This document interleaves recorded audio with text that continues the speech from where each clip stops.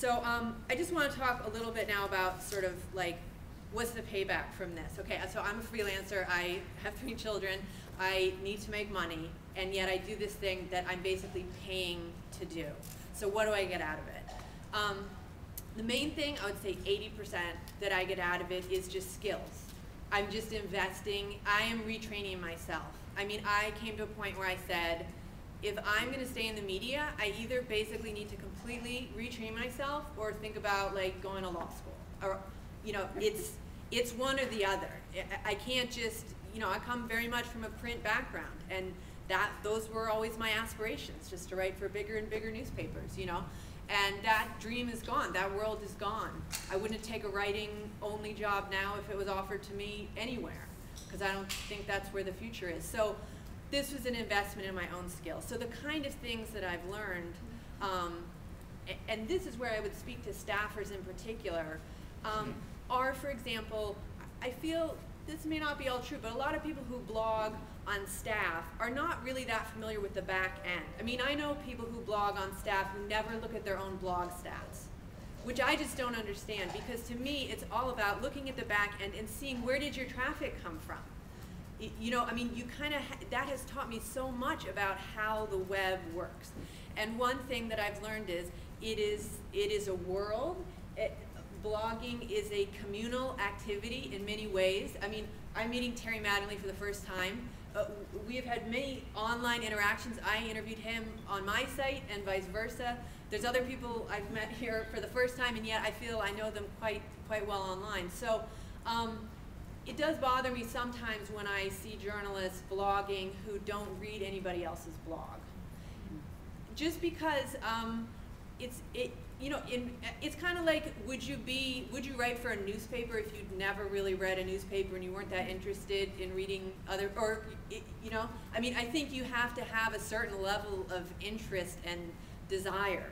So, so I just want to share a couple of last few things that I sort of learned out of it. I also, like Manya, I spent a fair amount of time promoting my posts. So as soon as I post something, I go post it on my Facebook page. For me, Facebook is a passion and a joy, and please anyone, and it's not an age thing. It is not an age thing, and that is true of all this technology. I'm 35. I did not grow up online, and I know plenty of other 35-year-olds that are very anti the technology. One of the best conversations I've had about blogging today is with, yesterday's with Barbara Newhall, who's sitting right here. I mean, it's all about your interest and your willingness and your desire. So I want to talk a little bit about how I manage it. So obviously there's some conventions about blogging, and to raise your traffic, a lot of that just depends on the frequency of your posting. And as Terry said, really, running a major blog, you really need multiple people. So I have this like one-man show here, okay? So what I have decided is that I just have to make it work for myself. I post once a week. That's all I do. And the other thing is that I do exactly what I want to do. And it's wonderful because sometimes I have questions and interests that just simply would not fit into a newspaper article or something. And I'll just give an example. My current post is an interview with Rod Dreher, who you probably know blogs at BeliefNet and columnist for the Dallas Morning News. And I just wanted to talk to him, sort of one journalist to another, about how open he is about his religious life in his professional life. And just what does that mean for him? What does it mean for his family? What does it mean for his own faith? Obviously, he left the Catholic faith in part because he was reporting on it. I think those are some serious issues for all of us as we are pushed in a more personal direction. And as we all begin to write more in the first person. So, that's something I wanted to talk to him for a while. I thought it was a conversation other journalists would really benefit from hearing. So you know what? I did it and I put it on my website. And I mean, it is fantastic to be your own editor. I mean, it is very freeing. And when you start out, that's probably the biggest joy. Is just being able to write exactly what you want. So I've sort of come to terms with, my blog will never be a Get Religion blog, and I mean that in terms of, traffic and authority. But I will say, I mean, my blog is a very, very, very tiny blog. I mean, on a good day, I'll get several hundred visitors. And for those of you who know anything about blog stats, that's a tiny blog.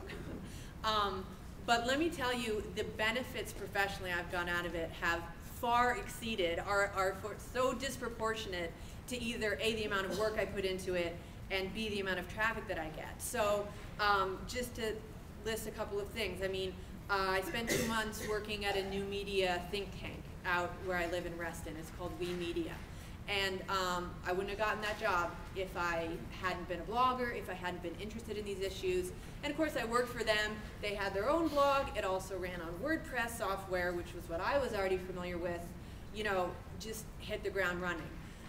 Another example, as Kristen mentioned, it's in the production stages now, a booklet for the Alban Institute about how religious congregations are in fear of or are adopting Web 2.0 technologies. And again, that, you know, assignment just completely came out of conversations with someone that I met at RNA and sort of that passion.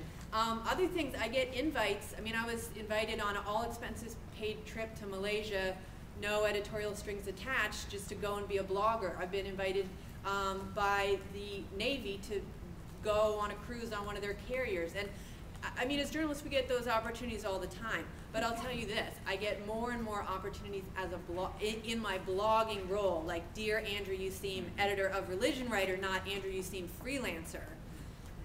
And again, I think they don't have any idea how tiny my piece of real estate is. So I just have, yeah, and don't tell any people I want to advertise on the site.